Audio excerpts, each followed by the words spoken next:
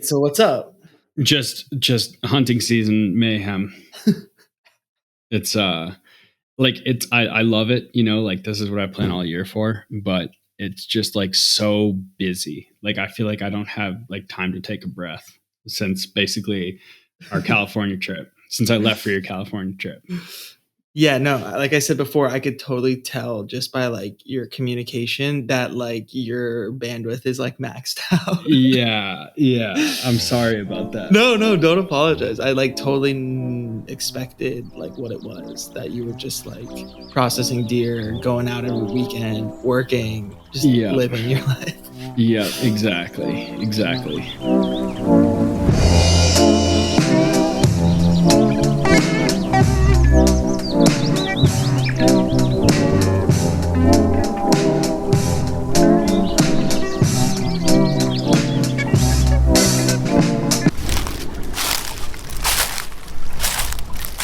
Thinking about our trip now, which now in my mind I'm sort of framing as like scouting for next year or something or whatever. Definitely, man. Definitely. Wow, I'm trying to like, I've been reflecting a lot in the last few weeks, and right, me too. I mean, firstly, like I had the absolute best time, and when the trip was over and you like left Weaverville, I was totally lost and almost felt like I was gonna have a nervous breakdown because I was just like so focused for weeks on this like one task of harvesting an animal from the wilderness. And then when not only were we like quote unquote unsuccessful, however even though I don't necessarily fully believe that word, but like regardless of that, even though we didn't kill, I think just the fact that the project was over was like so devastating to my like general orientation in life that I was like, what do I do now? Like I felt like somehow like Lewis and Clark, like after returning from their expedition and like living back in society and just being like, I don't belong here. Like what's going on? Yeah. Well, what I'll say, I think if I work on you a little bit, you won't really have that perspective as much anymore. Because I totally understand what you're saying, but I just view it probably a little differently than you do. Yeah, well, I'm curious how you view it, but also like you got to go on to the next hunt the next weekend, True. And then the next hunt after that. True. So like you're still chasing the high. I'm not even like halfway done with my hunting season. I know, like you're still out there. You're still. I mean, I've got 4 big trips, and I've only done one of them so far. Wow, and also you've been out every weekend too. Yeah, doing stuff. Yeah. But anyways, how have you been feeling about the trip? So just to wrap back around your like, what do I do with myself now?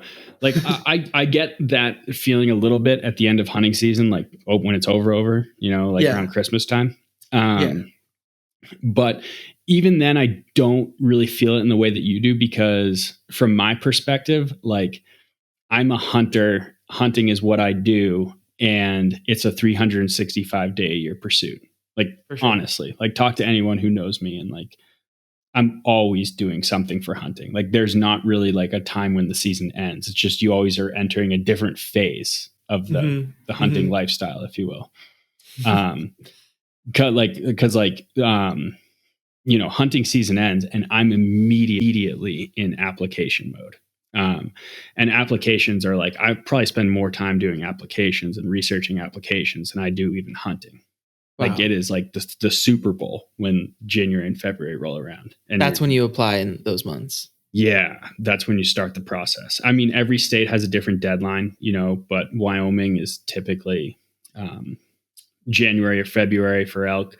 Then, Arizona elk and antelope is not too far after that. Then you roll into Nevada and Utah. Then you've got Colorado. Then, you've got Wyoming deer and antelope. Then you've got Colorado, like fall turkey. And then you've got Idaho is one of the, there's just applications every single month of the year until you pretty much lead into your September, now this September California blacktail season. Yeah. And not to mention, I've always got stuff I'm trying to do with my firearms. I've already got plans on like how I'm going to modify my gun for next year, what I might buy for next year, whether I'm going to change the bullet that I'm shooting, all that kind of stuff. You got to put in a ton of range time. I'm also going to like train, like figure out how kind of my body held up and see how I want to modify my training to be better next year and all that kind of stuff. How are you feeling physically now that you're 1/4 of the way through your hunting season? I'm withering away. No, no. For real? Yeah, yeah. So like when I stepped on the scale this morning, I'm 175 pounds. Damn. So you're trying to put more weight on or what? Like, what do I'm you do just at trying this to. point? No, I'm just trying to hold. Like normally when I finish hunting season, like the last couple of years, I've been like 166, 167 coming out of hunting season. You just try to minimize that as much as you can. But like And at what were you when you Kennebunkport, entered? like 190. Oh my God. Wow. Yeah, Shit. yeah, yeah. So like I You gotta guess drink those all that's muscle to, milks, man. I try, man. I try. Gotta pound the muscle milk. I'm doing it. So yeah, I guess like when hunting season's over, sure, there is that kind of moment like, fuck, Yeah. gotta wait till next year. But it really is like that just you're entering the next phase is the way that I look at it. Yeah. I mean, I think my position was special because I obviously wasn't, I was relying on you for a lot of my information about it. And like, I was, there was not much, I had no other hunts after that. And I had to just go back to quote unquote civilian life. And I had all this work that I was ignoring for those 2 weeks that I was, thinking about hunting and also like personal things going on that then I was like, just, and I'm sure you can relate to this too. Like there's something about hunting that allows you to like frame out so much from your life about your life. And it's not just hunting. I'm sure it's anything that you're able to be obsessed with. So I was just like framing out all this stuff being like, oh, I can wait till after the hunt, wait till after the hunt. And then the hunt was over and you left. And I also think that there's something very particular about the companionship. And I mean, this might just be what our entire friendship is based on, because whether we were hunting blacktail in our 30s now, or we were catching garter snakes when we were 10 or fly fishing in our teens or whatever, we're doing something. We've always been out there doing something, trying to catch something, trying to fish for something, whatever. And we have an objective. Yeah, we have an objective. We're doing activity together. And so I also feel like you just leaving, not to get like too sappy here, but you just leaving, I felt so lonely. Like after just like being in the truck with you for 5 days, being in the tent with you for 5 days, and like just strategizing. It was like we were always trying to be on the same page, and it was actually like really intimate and cool. And also like we hadn't really hung out like that in a really long time. And it was, I mean, to me, it was just so awesome to like reconnect in that way. And then when it was over, I was like, what the hell? Like, what? I'm in this like town alone, or whatever. And so that was a lot. I'll be honest, man, I'm still pretty dead set on, and I guess we can talk about this more. I'm still pretty dead set on the idea of like a long weekend in January. Oh, me too. February. Me too. I've already been thinking about that. Definitely. Just flying to Sacramento. I pick you up, I want to force that to happen. Okay. Yeah, no. Yeah. We can hit those coastal rivers on the Lost Coast and the Trinity. I fished more after you left, and I did pretty well. Each day I caught like another one of those half pounders, and then I caught that Chinook. So that was pretty fun to be up there. Even when I was alone, like it's just so nice to be able to drive 20 minutes to a steelhead river. They were all in that kind of size range? Yeah. All the steelies were in that size range. They were like identical to the fish you caught. Yeah. Cool. And I don't know if that's just because that's what's in the river right now, or if I fished a little harder. I bet what I hooked that first night was a salmon then. It could have been, because I think it was thick in that. Oh, pool. It was the thing I hooked was nowhere near that size of fish. Yeah. It was probably a salmon. Yeah, it could have been. And I mean, I hooked the salmon on one of those big black stoneflies. Yep. And it's not like he was eating that stonefly. So it must be so thick in there that I was just drifting and it hit one of them in the mouth or something. Yeah. Flossed it. Yeah, exactly. Great Lakes, that's what they call that. Most salmon that get caught in the Great Lakes, no, people won't admit it, but most of them are flossed. Yeah, I love that term. I'm just happy I flossed one that wasn't 30 inches and instead it was like 18 or 20 and I could land it. That wasn't a Chinook. I know that you disagree with me on this, but that wasn't a Chinook that you caught. It was probably a pink. I don't think there's pinks in there. No, it looked like a Chinook. It was like green and monstrous and was like its body was falling apart and had a hooked nose. But they all, I guarantee you, Chase, it was a pink. It could have been a coho maybe, but Chinooks don't really, like they have a life cycle, like they're out for like 8 years and they return when they're 40 or 50 pounds. So what could it have been then? It was definitely a salmon, but what does a I think it pink was a look pink like? Do I salmon. need to Google pink? Yeah, look up pink salmon. Because I Googled Or Chinook and it some looked people call them exactly chum like that. salmon. Let's see. Because they're more in that size range that you're talking about. It did kind of look like that, actually. Yeah. It looked, but not like all of them. Because the thing is, little Chinooks don't run. They don't go up there. No, they don't run. They're not like steelhead where they'll run and come back when they're older. I mean, when they come back, they're a certain size slot. Yeah. Otherwise, they would still be in the ocean. Yeah, exactly. Pink salmon. Anyway, doesn't matter. It's cool that you caught a salmon. That's awesome. Yeah. And okay. And I also just we'll keep putting the January trip on the board because I also definitely want that to happen. Yeah, I know we get MLK off this year. So do you want to like kind of pencil in? Yeah, let's do it. MLK. My birthday too. Cool. There you go. Perfect. But yeah, so looking back from my perspective on the end of that hunt, I try and be a good sport about hunting and always keep the right attitude. But I'll be honest, like on past hunts where I have gotten skunked, I've come away like pretty bummed out. Like just like kind of down and like kind of angry at myself and like just bummed out. Not really. I don't usually do a very good job of like having a good perspective on it. The trip that we just had, like I look back on that with like nothing but like fond memories. Like I loved that trip. Yeah. I loved that trip. It was so cool. I feel like I got everything out of it that I wanted to. Totally.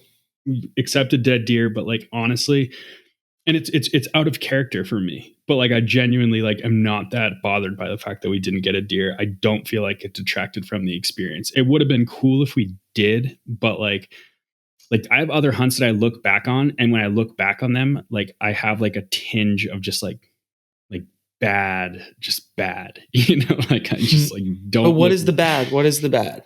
Like self-loathing. Self-loathing. Yeah. Is it because you like didn't do what you could have, like you weren't performing well, or you like I'm just not good enough, weren't prepared? You're not good enough.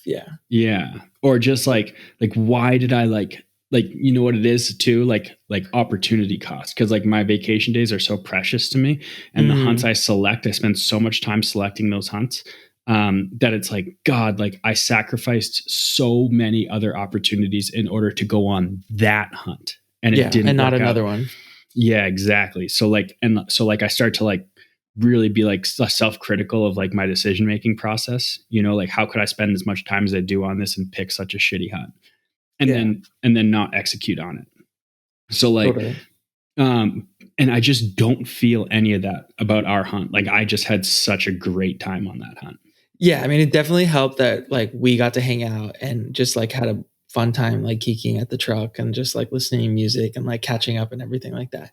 I also think what helped me, and obviously I'm a novice, so I don't have a great sense yet of what it means to execute like a good hunt, but I feel like we worked damn hard and we like covered a lot of ground, and like we were pretty smart about things. Like even after coming home from the hunt and me like looking up more stuff about blacktail and about black bear and whatnot, like there's a few things that like I think we maybe could have done a little bit differently, but like, and we can get into that. But I also just felt like very satisfied, like that we were like methodical and like smart about what we were doing. And so rather than feeling like self-loathing, I almost felt like let down by the deer or something, or just like.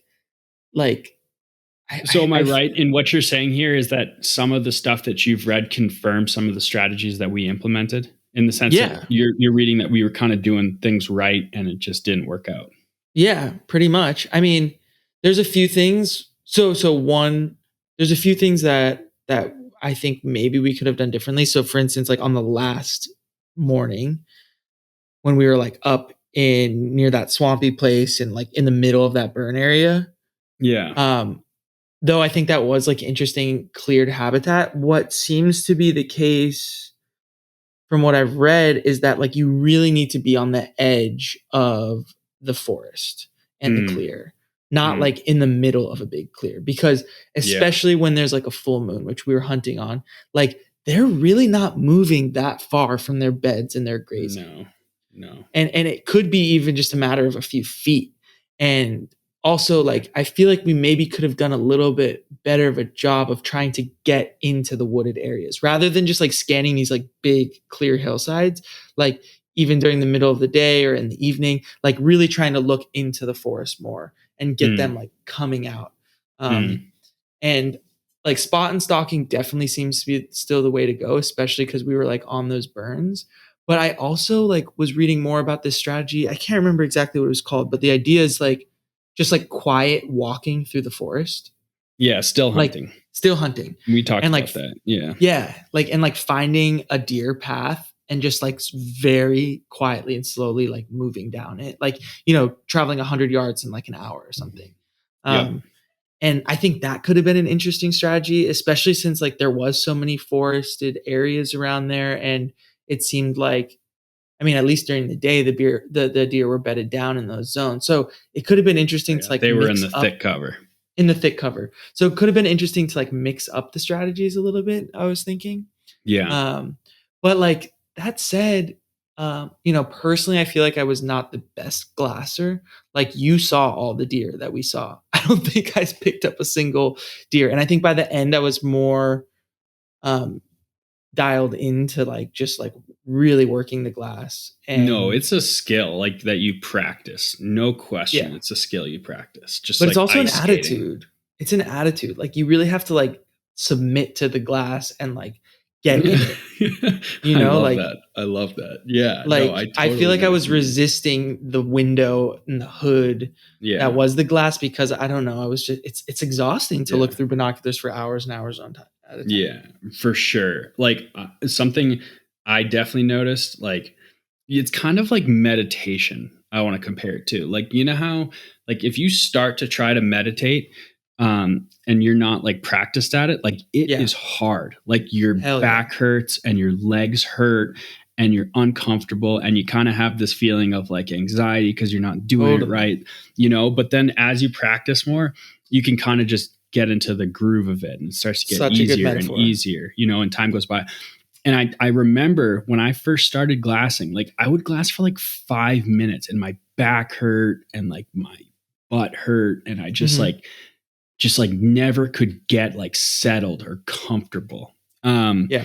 And as the years have gone on, like now I'll find that like I'm just like sucked into the window of my binoculars for an hour. And I like won't even like know that the time elapsed. I'll just be in my Yeah. binoculars. And like that's I not a saw place you that I get could sucked in. yeah, it's not a place that I could ever really get to before. And it's still like I'm still not like great at it or perfect at it, but I've just improved in my ability to do that and it's comfortable and natural to me now in a way that it wasn't before. Yeah. Totally. And what I'll add something to that too, which is one difficulty that I found of getting sucked into the glass. And maybe these aren't really mutually exclusive, but for me they somehow were, is like I would get into the glass and I'd be searching, searching, searching for the deer. And then I would start just like thinking about my life, my life and like other things going on in my life and like other relationships, whether with like Yeah. family or like friends or lover. And then I would just like get spiraled and I would like just get distracted and start thinking about all these other things. And it felt to me like it wasn't unrelated to like looking through the glass. Like somehow Mm. like the experience of searching for the deer and being like, where are you, deer? Like, come on, dear, like, or whatever, like that, like triggered some kind of other reflection about my What else relationships. am And I then I would, searching for? yeah, exactly. And then I would get distracted or like who else, like, yeah, like who else? I mean, I don't even know how you want to describe what our relationship is with the deer because it does feel complicated, but like felt like some kind of dependence or some kind of yeah, like deep need that we were expressing, even though like we could go back and pound muscle milks. But Yeah. whatever. It just made me really reflect about my other relationships in my life. And then I would just get like in a mindset where I was like hunting, but I was also like totally somewhere else. I wasn't Right. that focused. And that would Right. happen a lot to me. Um, Kind of like meditation, right? Where yeah, yeah. No, exactly. Yeah, get pushed I out of that absolutely know pocket. what you mean, and that happens to me too. But I honestly feels like it happens less to me now. Yeah. What'll happen with meat glassing sometimes, totally like unrelated, but like sometimes like a song will pop into my head that like I probably haven't heard in like 20 years, and I'm like where in the recesses of my brain did that just come from? And then Yeah. Yeah. it's like firmly implanted in the front of my brain for the rest of the It's glassing playing session. on the wind. Yeah. Yeah, no, your mind goes to crazy places. But like when I'll like lose like an hour of time, like sometimes it's literally just like me and the glass and nothing else, and like I that's think like when you start turning up deer. I think you've also been hit with that reward, the Mm. endorphins of finding the deer many, many Oh my times. god, it's the And best, I feel man. like I was still The lacking best. that. Like I glassed for, I wasn't glassing like you glass, but I was out there. I was putting in some time and I never got that hit. And I feel like if I would have got that hit, it would have just made me more focused and more focused. And the more you get that hit, the more you want it. Yeah, It's no, I really, totally agree. I don't know how I yeah, would. I don't think I could stick with it without that reward, because it is just an awesome. It is like the best feeling in the I world. bet. It is so nice.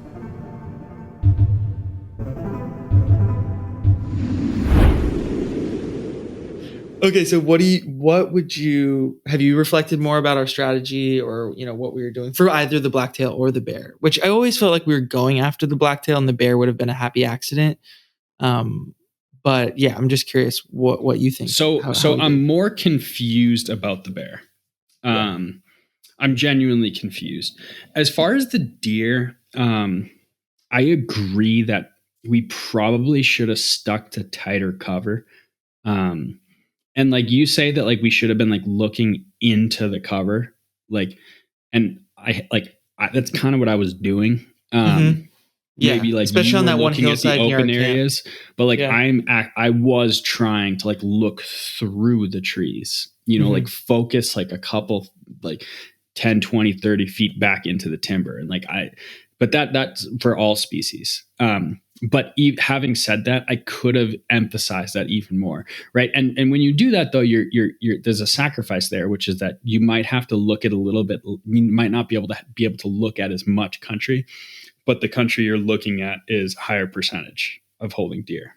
Yeah. You're always trying to walk that line between getting your eyes on a lot and getting your eyes on quality, and sometimes those two objectives are in conflict with one another.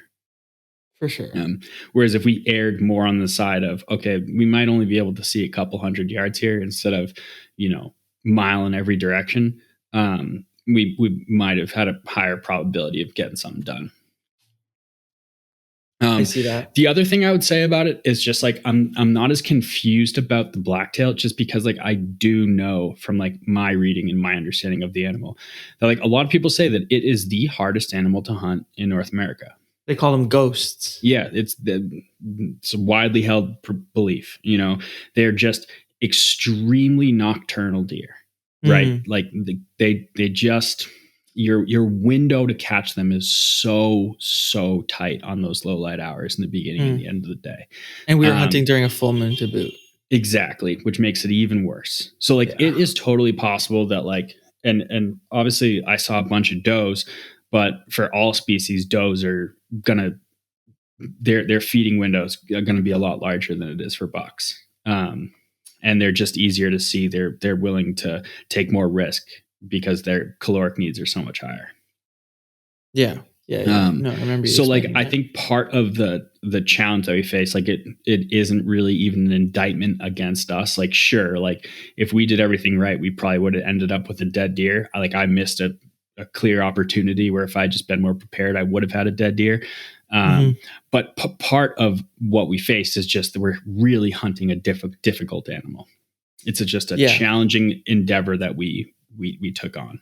And so sometimes, you do everything right. And if it's challenging enough, you're just not gonna, it just isn't gonna work out for you. And that's okay. Yeah. I get it. I get it. Whew. We did. Yeah. We got way the hell out there. We were on deer. Oh, the one thing that does kind of get me is that I don't know if it gets me, but I talked to other people who went hunting that weekend, like who I met in Weaverville. And even my friend Anna, remember who I said lives in Orleans? Her and her boyfriend went out on Monday, the same Monday we were out there, in a Mhm. few drainages over from us and just like hiked up a trail and got one. No Um, way. yeah, but I guess her boyfriend like grew up in that area and has been doing that for a long time. Yeah, see, you really And can't compare. I mean, neither of us had ever hunted that species before. You had never that's even what hunted before. For sure, for sure. And that's also what I'm kind of feeling into right now is like it's totally it feels like duh, we didn't get anything. We were like strangers. Not only to Yeah. the species but to the area and like the deer is not going to like reveal itself to you if you're a stranger. You got to like show up for a lifetime, sometimes or multiple generations or whatnot. Like Yeah. it's just I was so confident going into it and I'm realizing now I did like nothing really to earn that confidence or like the trust. I mean, not nothing. Like we were preparing and we worked hard and we got there. But like what it was unrealistic. And I think so much of hunting, as it is with fishing, and and something I know super intimately is like someone who's fished a river for years will outfish you on that Yeah. river almost every time, Yep. even if you're an excellent fisherman, just because there's something indescribable about like the intimacy that someone holds for a river or an area that they hunted for a long period of time. It's like not something you can really tell someone about or learn. It's just like a feeling. It's like the small details. It's the timing. It's all of these things that just make a huge difference. Yeah. I mean, you hear it all the time, whether it's fishing or hunting or all sorts of other things, I'm sure too. But like, you just can't beat local knowledge, Mm-hmm. right? Like, it's just not realistic to expect us Mm-hmm. to compete with a local who's probably hunted there with their father, when they're 5 years old. It's just Yeah. you're not going to do it. And Yeah. keep in mind, the success rate on this hunt is 10%. So like For for an everybody. average for everybody, including all the locals, Yeah. so like if you take out the locals, what's the success rate for everybody else? Yeah. I mean, you're probably low single digits. For sure. For So sure. so it's just a hard thing to do. And the other thing you got to remember is that success rate 10%, that's for the entire deer season, which is over a month long in that area. We had Totally. 1 week. If you're a local, you can go up there every single week that the hunting season's open. Like all this time that I'm Wow. Yeah. I spending didn't even think about that. all this time that I'm spending hunting with, setting up camp with my dad, I'm pretty sure the season's still open up there. Right. So Yeah. I killed the deer with my Uncle Mike. I've gone up to Wyoming a couple times, gone out to Colorado. All that time they're spending hunting back there and contributing to that 10% number. Yeah. So it's I mean, it's a pretty wow. challenging proposition. I see that. And I'm also just reflecting about like how much we learned about the area that we did hunt in those 5 days. And imagine just like Oh, reproducing definitely. that over many years. It's Mm, just that knowledge compounds itself too over time. And um, definitely. yeah, we learned so much about just that space and where to look. And like, I also really loved that one sort of like upper berry patch that was like that whole hillside in the saddle with like the gray rock kind of. Do you know what I'm talking about? Like at the top of When we like were the hiking up that really tough hike up the mountain. not up the mountain, not that saddle. Like where we after we slept that night and then we hiked across the ridge, we were trying to get to Bear Lake. Oh, And yep, then there yep, was yep. like that, Oh, where that I was a thought I good heard spot. something. I'm sure, yeah. And dude, we remember how much deer sign we saw coming down through there? Yeah. Yeah, So yeah. much. That's the type of That thing. spot was amazing, and it's cool to know now that that's like there, Like I and really all the think other it'd be a places. great strategy to like literally like post up on that drainage. Like just find kind of a spot where you can kind of see the most, and you post up Mhm. there a couple times in a row, and your likelihood of killing something is pretty high, I would imagine. But I'll say like I totally have like the blacktail bug. Like I'm gonna kill a blacktail in there. Yes, Like I don't I care if love you're that. not like I'm going. Okay, like you can come if you want. Like I hope you do, but like I am going to kill a blacktail in there. Oh, I'll be there. Yeah, It's funny you were saying when we were hunting that like the longer you don't get something, kind of the greater your desire gets, and it becomes almost like a blood sport or something like that. Do you feel that way about the blacktail, like, or how are you? Yeah, to tell you the truth, like I do feel that way certainly. But most of like what draws me to that place is just the place itself. Like I just Yeah, loved that place. Like I just it was loved that so cool. country. Um, the solitude is the biggest takeaway that, and like part of the reason when I was saying like I just look back on it with such fond memories. Like I haven't felt that level of solitude since I went backpacking in the Northern Cascades in upstate Wow. Washington. Like Yeah, and it's those the only two times I've like felt that level of solitude. And I just am so I cool. was so astonished that that exists in Northern California. I had no idea. Um, and just like me having that type of experience is just it's so rare, so unusual, so special, you know, that like I look at it just like from that, like that's just like a huge win in itself, like having had that experience. And I want to go back there just because of the place. Like sure, I definitely want to kill a blacktail. Yes, like it's a priority of mine now, but I also just want to return to that place and like kind of that like mindset, you know. It was just so cool being up there. Agreed. Agreed. The solitude was amazing. I wasn't so aware of a lot of like the native flora, but it just felt like there was so much biodiversity there. Like there were so many different kinds of berry bushes, even as just we were walking. Yeah, So many yeah. different kind of conifers and spruce trees. It really felt like a super rich, All the rich different like environment. little shrubs that we saw the does eating and stuff like that. Yeah. And then like remember towards the end we were starting to see the ones that had kind of been picked off. Like we saw basically where the deer were feeding and like Mm-hmm. Mm-hmm. which browse they preferred, right? Mm-hmm. Um, And the mosaic of like the burned versus the not burned and like the different yeah, secession stages and everything. There was so much variation, even though that area itself is like pretty densely forested. That area, that sort of micro area that we found ourselves in, just had so many, not found ourselves in, that you scouted and brought us to, had so many different kinds of micro habitats within it. yeah, yeah. It's such a cool place. It's such It just an incredible spot. I've been reading this book a little bit called The Klamath Knot by this guy David Rains Wallace, and he writes about this area, which he calls the Klamath Knot, which includes the Siskiyou Wilderness, also the Trinity Alps, Marble um, Mountains.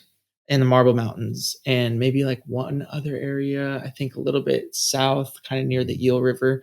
Mm. Um, but he writes kind of about it, and I think this book was published in the 90s, but he frames it as a little bit of a forgotten wilderness. Like it's not Yosemite, it's not Sequoia, it's not the redwoods. It's this We area just that named hasn't national his parks. Yeah. exactly.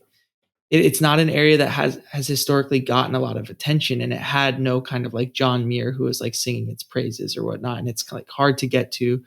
But what he was also describing is that it's extremely old, and that it exists in this way where a lot of different sort of climates and like sort of geological ages kind of like flow together, and it actually has a lot of biodiversity because of this. Like it Huh. includes a lot of, I don't know exactly how what the word he uses is, but it includes like a lot of different stages in evolutionary development, all kind of packed into this one area. And Yeah. more so than the Sierras, more so than a lot of others. There's a lot of like holdovers there in this Klamath Knot region from a time um, when the climate was very different. Like a lot Yeah. of things got isolated in this spot because it's like this perfect. It's like close to the coast, but it's not too close to the coast. It's like high elevation, but it's not too high elevation. It's this place where just Very a lot of unique. it's very unique, and it's very like somehow balanced in its situation both across time and in the larger sort of ecology or climate of like North America. And like you kind of feel that age there. Like it feels,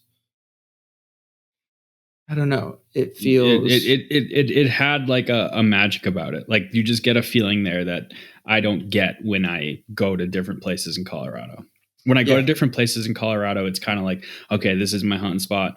You know, yes, it's beautiful, but like, where are the deer? You know, yeah, and but like, I definitely felt something there that was, you know, like if I can understand how like maybe like indigenous people felt like some kind of spiritual connection to that place, because it does like give you kind of a feeling that you can't explain, that I don't really get in other natural areas. I mean, Yeah, I love all especially around natural Bear areas. Peak. I love the prairie. I love the sagebrush. I love the Rocky Mountains. They're all beautiful. I love them all. But there's something a little bit different about that area. Yeah, I agree. And I also like that it wasn't, I mean, it was gorgeous for sure, but it wasn't like sublimely stunning like other natural areas or something. It No, wasn't like the Tetons, or it's it's sort of intimidating a understated. little bit, and it's a little bit ominous in Yeah, a way. yeah. You know what I Yeah, mean? Like yeah, it's intimidating. It's a little bit scary. It's a little bit ominous. It's tremendously beautiful, but in kind of less of a grandiose way than some other areas. yeah. I totally agree.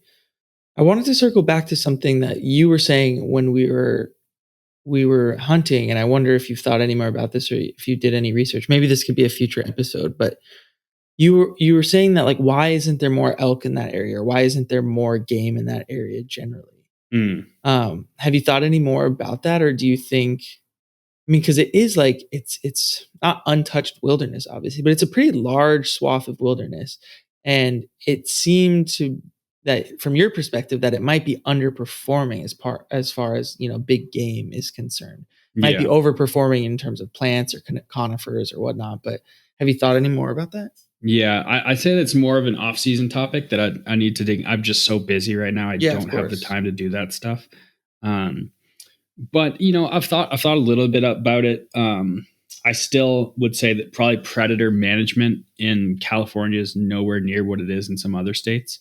Hmm. Which um, it's definitely one of those things that I think a lot of people like to underplay. But it makes a huge impact on big game populations when it's as loaded up with bears as it is, when it's as Loaded loaded up up with bears that we with didn't see. lions as it is. Yeah, like we didn't see them, but I mean, you know as well as I do that they're thick in there, right? We couldn't Yeah. find them, but they're there. I think that it's got that landscape has a very high predator load, Mm. which is, I mean, I'd say that's like pretty much incontrovertible. I'm saying relative to other landscapes that I hunt in the West, it's a much higher Interesting. predator load there than there is in anywhere else that I hunt. Um, Maybe it's, that wouldn't be the case if you're going to some of the wolf areas in Idaho or Wyoming or Montana, but I've never hunted those areas. I think the other thing is it's so thick. I don't think that generally, like really thick landscapes like that. When I say that, I mean like the canopy and the understory. Hmm. That generally doesn't foster high levels of animals, generally speaking. Big game, yes, but also smaller animals as well, like Hmm. birds and stuff like that. You're not generally going to find really high game populations in areas that thick. They need Um, more like open grazing space and whatnot. they just need more sunlight to penetrate the floor, Hmm. right? Sunlight grows food. They can't eat the tops of the trees. They can't reach up there, and even if they could, I don't think those conifers are edible.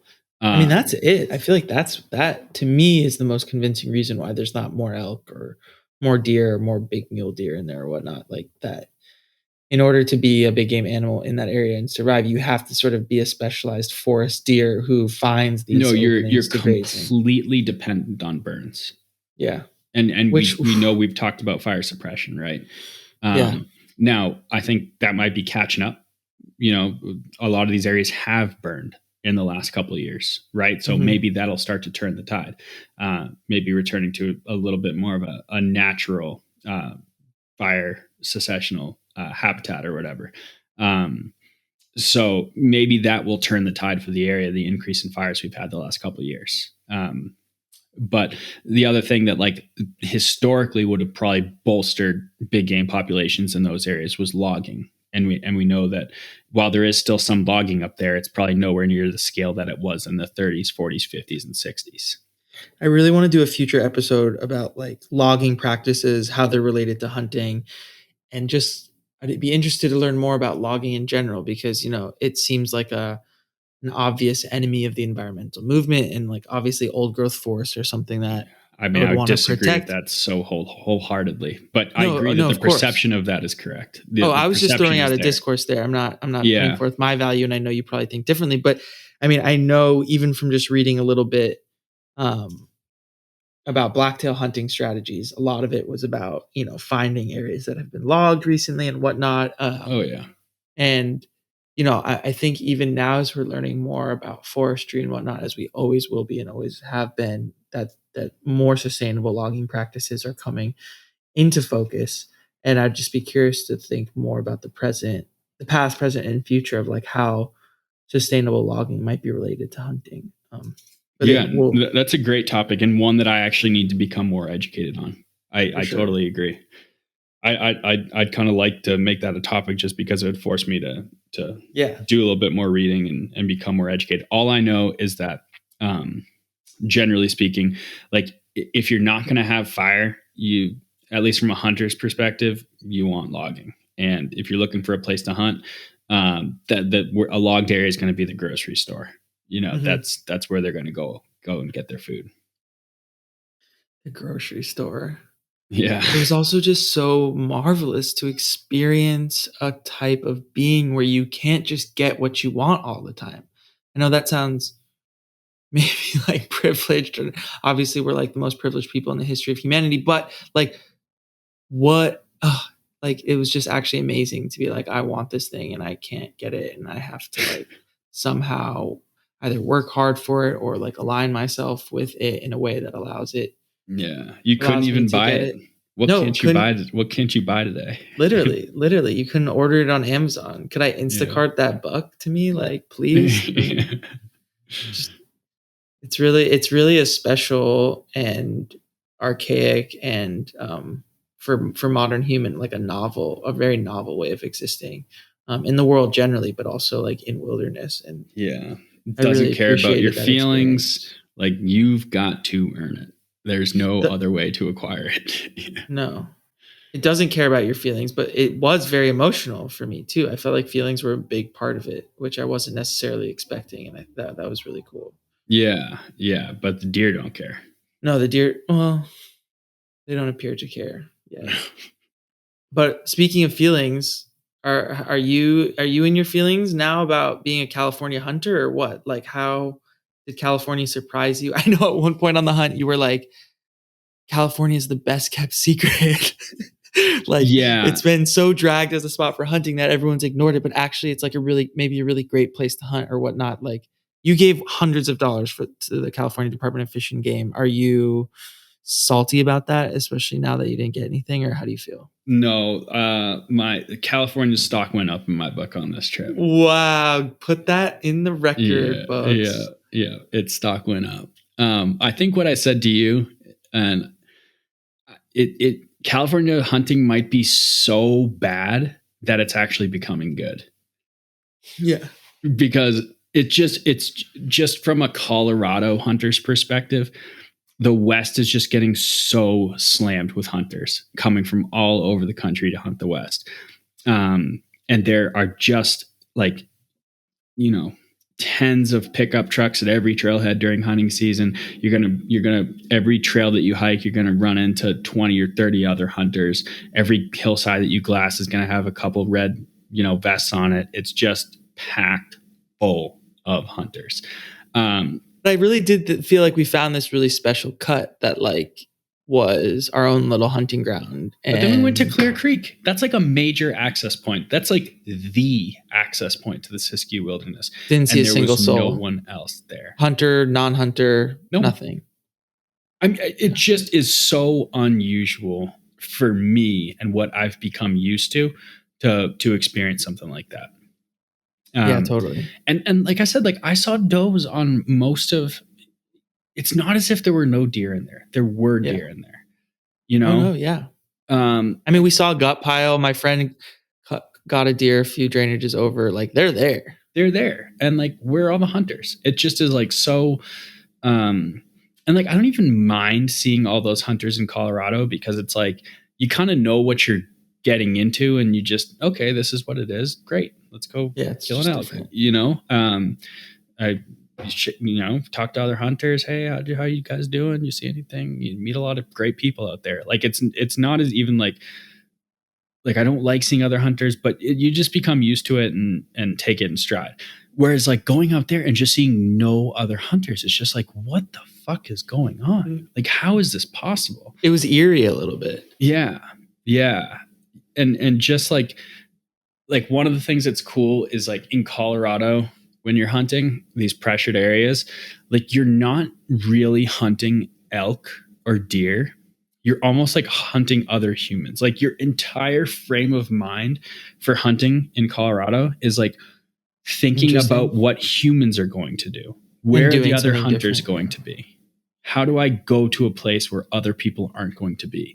How would I think if I were a guy coming out here from Maryland or Wisconsin to hunt elk? Where would I probably go if I were them? Okay, don't go over there. Like you're thinking about everything from a human lens.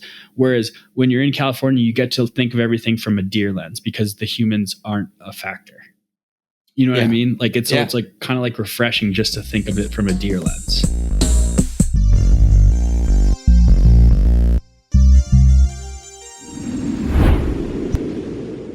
In recording this podcast, I also felt like somehow people were there or something with me, even though they weren't hunting, but like the recording aspect of recording and hunting at the same time gave me some kind of feeling of like being watched in a way that I imagine is sort of parallel and similar to the idea of being out there and hunting and thinking that like you're also being watched by other hunters and trying to like jockey in that way. How did you feel about the whole recording process? I'm just curious. Did it affect your hunting? No, it didn't affect my hunting, but I will say that like I was very like conscious of like being respectful of your desires and like okay, if I were a less patient person, I would have just been like, fuck you, I'm not putting that on. Like I didn't like I'm going to be so grateful that we did it. I'm happy that we did it. I know intellectually that I want to do it, and it's something that's going to be like really productive and awesome to have, and great for just so many reasons. Like I'm happy about that. But like when I'm in the moment, I'm like, get that thing out of my face, dude. Like we need to go kill a deer, you know? There's one moment when I was filming with the 360 camera on the last morning, and you just like give this like look at the camera. You're like, dude, what are you doing? Like it was basically get that out of my face. And then you just go back to glassing, and the look you gave me was like so biting and funny. I tried not to do that, but that was probably my insides coming out against my will. Yeah, it was a brief moment of truth being revealed. But yeah, mostly I knew that I was like a little bit bothersome, but I also knew that you were down. So it like wasn't I want to do it. I just didn't want to do it. Yeah, of course. I get that. Yeah. But it is, for me, maybe it's like a little bit more disruptive. And I didn't like think of like other people being with me. All I thought was like, there's this stupid thing on my hip. Yeah. Like I had no sense of like an audience being there with me. I had no sense of like any kind of like like I was just like interesting, just hunting, and I had to have this thing on my hip. Yeah, for me, the thing on my hip was less distracting or annoying to me than this like simultaneous consciousness of being like, I am hunting, but I'm also like listening to myself hunt in the future or something like that. You know, like that kind of weird performative or fantasy element that comes up, knowing that this is something that like we're experiencing this live, but also like our like potentially characters in someone else's story. Like that kind of got weird to me, and it made me think a little bit more about like how that's kind of how everyone exists all the time now. Not just like not necessarily like you, but like I know where you're going with it. Like it's a brilliant connection to make. I couldn't put it into words the way that you could, but I see where you're going with it. Right? It just seems like a very like modern subjectivity to be like doing the thing you're doing, which is living your life. And in this case for us, it was hunting, but then also being some like character in a story that other people are consuming through like social media or whatever. Like, but like you're also like kind of a character of your own construction. Yeah, exactly. But and that sense of being a character for us was like, and amplified by the fact that we were like making this podcast however casually we were making it. But in other respects, it's amplified by like the fact that people are, if you're the kind of person who shares your life a lot on social media, that sense of you being a character is amplified by like all the other people who are inevitably watching you do what you do. Yeah. I can't really, for the audience out there, I don't have any social media. I haven't since like 2009, I think was the last time I had social media. So, but you have zilch. Zero. No, you have a Twitter to like follow hunting stuff. I do not. Really? How did you find all that stuff out about like the National Forest Service and all you that? Didn't need a Twitter like account to read Twitter posts. You just like Google? No, like on the website, there's a link to their Twitter. And it takes you to the Twitter, and then you can read the posts that they put up. Wow. I love that you don't have social media. I have a love-hate relationship with it. I go back and forth all the time. Sometimes I'm in it, sometimes I'm out. Currently I'm out. But yeah, that kind of feeling was a little bit unsettling for me, but I think it's something that I think if I had thought about it, I would have even been more resistant to it, but I wasn't thinking about it in that way. Oh shoot. No, but I'm just saying, like, I was just like thinking about it, like Chase wants me to have this on my hip, and like I do too, but like really Chase wants me to have it. You know? The fun thing about recording too is there's things that we tried to do, conversations we tried to have that may or may not have worked, but then there's so many awesome things that you end up getting by accident that like you don't Little really nuggets. know about. Yeah, like how would we have ever anticipated that like that recording would have picked up my like increasingly bumping heart rate? Like I don't think I could have like imagined anything better. Like, and then like we try to get it, like it never would have worked like that. Yeah, no. Like we were like, oh, it'd be cool if like we got this and this, and like then like tried like to it wouldn't have worked that well. No, definitely not. But yeah, it'll be a process. And I was also thinking like that what I really like about the possibility here for us is to like be very casual about this, but just like over time, maybe even over years, just like refining the process unconsciously, just like getting better and more comfortable with it.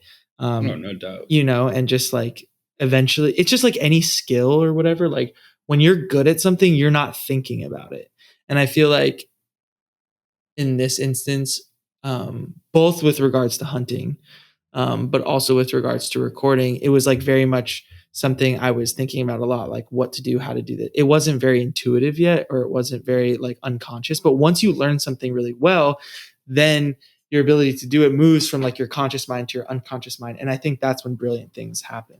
Yeah. There's like, like performance experts, like, and I don't think it matters what kind of performance you're talking about, but they talk about that, where like when you're a novice, you're like trying for something, and then like, I don't know, there's different stages, but I know like the last stage is like subconscious execution, right? Where you're like, You're in like, that's when people talk about like flow states, right? Yeah, exactly.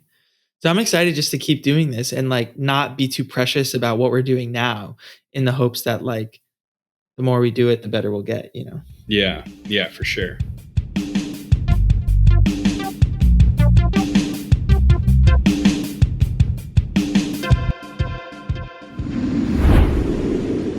So the other thing I wanted to ask you is like, do we have to do stuff with the tags? Like we have to report all of those tags. I believe that California is a mandatory reporting state, which I actually like. Yeah, I think that's cool. As like an application warrior like myself, like I want data to drive my decisions. And like it actually bothers me some states that don't have mandatory harvest reporting, because it's kind of a black hole for information. So yeah, and I'm sure we have like a window. I actually think the way a lot of states do it, I don't know if California is one of these states, but the way a lot do is essentially in order to buy your next year's hunting license and do the application process, like, how you needed to enter your hunter ID before you could even get through the next step. It might be the type of thing where in order to even buy your hunting license, you need to fill out your form from last year. Yeah. Gotcha. A lot of states do it that way, and I think California might be one of those. Or they like charge you extra or something. Yeah, they're something like that. I know some states, like I think it might be Nevada. If you don't fill out your harvest questionnaire, you actually lose out on your opportunity to apply the next year. Yeah, interesting. So, which is I hope we way can do worse that than all any online. fine. I'm not sure where my tags are. Yeah. That's I think not we something you probably should can. ever say. But Why? yeah, just tags aren't something you lose. Well, I'm just not hunting anymore. Yeah, I know, but it's just Dude, I lose literally everything. Like I lose my head not your regularly. tags. So okay, I'll work on that. Yeah. Okay, but reporting. It's Remind me to do that. it's a good reminder. I need to check. Like I said, hunting season isn't even over in California, so I know we've got some time. I know I've been wanting to try to get back out there. Yeah, I've been scheming a little bit. Feed those 30-30s into your 32 special and see what happens. Literally throw. I'll just bash them with 32 special. Yeah, bash them over the head. But yeah, I mean that gets back to like how hunting is conservation. Like that's what I was going to ask you. Yeah. Do you really think this information is valuable?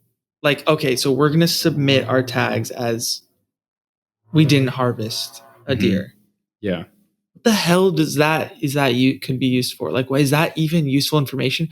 Steven Winslow and Chase Neeser went hunting in the Siskious and they've never been there before and they didn't harvest a blacktail, but they had a great time. Yes. That's the data point. Like, what does that mean to anybody? In aggregate, over time, what is important about that is you're starting to establish trends, right? Because like blacktail. But what is the trend? What is the trend? Is it a population hunter trend? Success rates over time are going to be an indicator to the overall the trend line of populations. But how do you get from that to population? To me, it could just be that the deer are getting smarter. And there's less of them, actually. Yeah, I mean, no, I don't think that's a very good interpretation. You're saying that like genetically they're like different now than they were 100 years ago? I mean, the pace or that they've evolution. just like figured out how not to be shot better. I mean, they somehow. only live like 3 years, man. Like there's like, like a hunted population is going to become more difficult to hunt over time, but no. Or what about hunters are getting worse? Yeah, that doesn't really hold a lot of water to me either. No, okay. I'm just interested in how you get if you're from a biologist, so like I know that like one of the challenges, particularly for a species like blacktail, right, which are an extremely reclusive animal that live in thick cover, they're really hard to count. It's hard to get a handle. I can imagine. They're really hard to count, right? And you rely on statistical models with various inputs, right? And one of those inputs that can be an indicator to the direction of a species trajectory is hunter success rates. Yeah. And furthermore, like a lot of states are like California is one of these states. You have to report the number of antler points, which is an indicator of age on bucks. And so you can also get an indication of age distributions, which is super important for population. Bucks. Exactly. Yeah. So these are inputs among many other inputs into a very complex statistical model to give the best, prediction of what a population might be at a given point in time. That makes more sense. If it's like one input among various other inputs, 100%, then I think you can extrapolate to population. But just in terms, if you're just using hunter success rates, it feels like there could be so many other explanations for that. Which there are not. What do you mean, other explanations? No, you're right. There could be many other explanations for one. Like theoretically, it could be that the deer are getting smarter or that hunters are getting stupider. Like if we're just talking like philosophically, like those could be two very other reasonable explanations for it. But I do see that if you're, I wonder what else they're considering, like roadkill, probably like doing samples of a given area. Really what you might call camera traps. Like that kind of stuff. Yeah, I mean, I know, for example, in Colorado, they fly every February and March over winter range, and they'll actually got a guy in a helicopter with a little clicker, and they're counting animals. That would be a fun future episode, like population modeling. You can't do, and yeah, you'd be in a better position than me to talk to that. I'm sure you could probably go down the hall and go talk to someone. Definitely. But yeah, like you can't do that with blacktails. You can't fly over that country and count blacktails, right? Yeah. Your toolbox is much more limited for a species like blacktail. I wonder if you could like find like base it off of poop. I actually know for a fact that they do like scat collection. And what they'll do is like run, like I know. Okay, this was explained to me one time. Okay, they can test the DNA in scat, right? And you can count. Okay, let's say you collect 100 samples across a 1 square mile of habitat. Okay, and you run DNA. What you can do is figure out how many individuals are counted in that one given area, and then extrapolate from there. Whereas if all the scat Mm, samples that you collect are from one or two animals, right? That is an indication that you're dealing with very low population densities. Whereas if you get a interesting. bunch of different genetic profiles, you got a pretty good idea that you're dealing with a much larger population. Love So that. Love that. I do know that they do stuff like that. Cool. Cool. Yeah, I would like to learn more about that process. I'm sure it's different depending on the animal, but Yeah. it is it's cool. Yeah. So and it's just like I think the antler points is a really valuable one as well. The age, yeah. Yeah. I mean, I was reading about that a lot when I was looking into whether or not I feel comfortable shooting a bear or not, and then having to bring the bear skull into the Department of Fish and Game so that they can extricate the molar, so that they can figure out how old the bear is, and then that would help them do the population. Yeah. Yeah. I mean, that's a great example, right? Where you need to Yeah. actually take it into a check station. Then they can collect whatever data they want. And that's enormously useful, that information. And a lot of states require that for deer. Just, I guess California isn't one of them, but a lot Can do you require it for imagine? anything harvested. Can you imagine us taking a bear skull into the California Department of Fish and Game office? I think it'd be awesome. It would be a strange and yes, I awesome think afternoon. it would be like they would be really happy to see us. I'm sure would have great conversations with them. You know, they'd be like, "Thanks so much for bringing it in. So glad you guys were successful. Let me I see think it would that be thing." You know, split.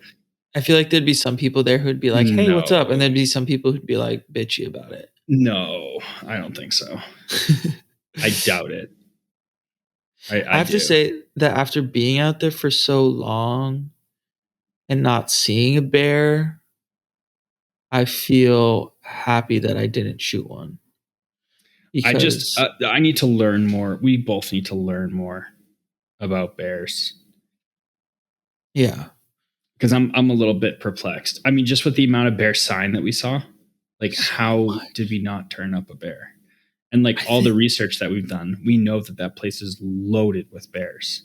I mean, the sign, the research. Like, why couldn't we turn one up? I'm just, I wonder yeah. how close we were and if maybe we were just like not sneaky enough and they were seeing us and scampering into the forest. And like I I mean, I wonder know that they're also tough. They're just tough animals to hunt. yeah. I think they're also very just sensitive too, as are the blacktail, obviously. But I think I was reading up a little bit about it, about different strategies, and they said that you absolutely should not be like moving around looking for them. Like the only way to see one is to like glass one up, basically. Mm-hmm. Because if you're moving, they're gonna get spooked way before you even see them. Yeah, So there's no that makes walking into sense. the bear. But I also wonder if we were on the food correctly. I think we were. Like there was a lot of berries still on those bushes, See, and I certainly, bet it's a seasonal thing. Like, I bet they're at very specific yeah, elevation bands at very specific times of the year. I think you're right. I think they're moving to the most nutrient rich area constantly. Yeah. And they might move pretty far to get to that area. And we might not have just been in that area, although we did see fresh sign. Um, but who knows? I It also is think an they can enduring cover a mystery. lot of ground. So like they also just like might have been like just moving through that area at night. Yeah. But I also was reading that they could be homebodies. Like if there's a berry patch that's popping at that moment, they might not move out of that patch for days. Oh, for sure. Yeah. Yeah. But like you said, like a lot of the berries that we saw were dried out. We found a Yeah. couple ripe ones. And ripe, I don't even know if I'd use that word, but a couple that still had some moisture left in them. But like I would not consider any of those to be like prime. Yeah. Like I'm I the agree. somewhere in that drainage between the Klamath and the highest point, right? There was a prime. Some of those berries were prime. Prime zone. Yeah, Yeah. I honestly And think also like it was a drought if year. we were like bear hunters, you know, like I think what would probably spend a lot of our time doing is just like that, like trying to find prime berries. And then once you find the prime berries, then you start hunting. Yeah, that makes a lot of sense to me. I think in general, I would just love to learn more about the flora that the game we're pursuing eats, because that just seems really interesting to me and such a big component of it too. Yeah. Yeah. The thing about that too is it's just so area specific, Yeah. right? It's just like that's such a gigantic undertaking. You know, like you'd And need bears are almost like so a near omnivorous. encyclopedic knowledge to like be able to like be able to do that like on any landscape, right? Because I was hunting in Arizona, I'm hunting in Colorado, I'm hunting in Kansas, I'm hunting in Wyoming, like just like so different. You're a damn eastern western hunter. Yeah, You're an East Scouter. I'm a nomad. I I know go you where do have a wide range. I Your go. home range is large. Yeah, it's basically everything west of the Mississippi, north of Mexico, and south of Canada. Would you ever do something international? The How does that only work even? international hunt I could see myself doing could be I would potentially go to Canada to get a moose. Oh, whoa, yeah. Is there no Um, moose hunting in the lower 48? no, there is. It's just exceptionally difficult to draw a permit. And when I say Yeah. exceptionally difficult, what I mean is the probability of actually getting a lower 48 moose tag is probably a cumulative lifetime probability if you apply in every single state that has moose like I do. You know, you're talking about a cumulative lifetime probability of maybe 5 or 6%. Oh my god. Yeah, Is every tag going to be like that in the future? I Like don't think if so. Like I what do think that they you could honestly let like probably like 10 times as many more hunters in that unit in California, and it probably wouldn't change the blacktail population at all. Yeah. I mean in that unit because it's so tricky, but Yeah. Yeah. I just think like the limiting fact, the bottleneck is just like so far away from being hunters in that unit mhm. that you could just let in so many more. Mhm. And not really, you're still wouldn't, the bottleneck is never going to be hunters there. It's always going to be probably food availability and habitat. Yeah. Okay, so where are you going this weekend? Up to Colorado to kill an elk with my dad. Hopefully, get him his first bull elk. What area is it exactly? You don't It's have to in say like exactly where you're hunting, but I'm just curious. it's in central Colorado. You know, between Cool. call it Okay. 10 and 12,000 feet. Damn, that's high. Yeah, yeah, 12,000 feet you're going?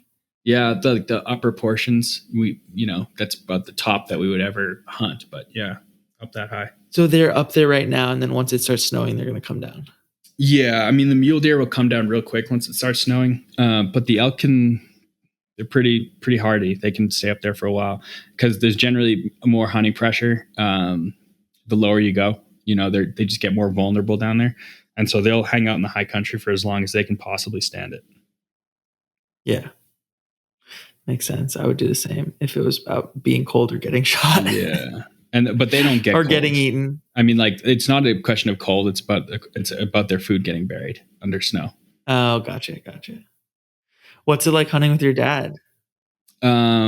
Just cool, man. It's cool. Like he's done so much for me in terms of like he's just been there for me so many times. So I need to pack something out or just someone to go on a hunt with me. He's been with me when I've killed a lot of animals, and so I'm really happy that I have the opportunity to kind of repay the favor and help him try and get his first elk and help him pack it out and all that sort of stuff. He's carried a lot of your meat, so now you got to guide him. Yeah. Carry some of his meat. I bet he's really good at it. Like I just feel like his focus and his like intellect, I'm sure he picks it up really quickly. Yeah, and the determination, right? It's totally. Yeah, the determination there. Determination goes a long way. It's cool how you've put so many people onto it. Yeah, I think so too. I'm like proud of that, I guess. I really enjoy helping new people get into it because it's been so meaningful for me, and like if I can share that with other people, I just think that's like very like a worthwhile thing to do and something I like find really rewarding. Yeah. No, I get it. You're an awesome teacher, and like you know so much about it, and yeah, just the way you've introduced me to it, it's been extremely compelling and exhilarating, and yeah, just like such a fun intellectual pursuit. And I obviously wouldn't have thought it would be any different, but you've caught me. I got the bug. I got the Cool, man. blacktail bug. Cool. I'm gonna be back out there. Yeah, yeah. I mean, it's Maybe, not going to be maybe too. I'm still caught because I haven't shot one yet. And once I do shoot one, I'm gonna be like, I can't do this ever again. But something I tells me I'll think be fine the with it. opposite is probably more likely. Yeah. I mean, I'm not eating meat for a year, so I'm gonna be real hungry next year. That's not true, but It's like some I people really think wish that I if had you some. eat a bunch of carrots and celery, then they'll think when they smell you, they'll think you're an herbivore and won't run away. I am your food. Love that. All right, man. Well, good luck this weekend. I can't wait to hear how it goes. Yeah, I'll let you know for Send sure. pics. Send more pics.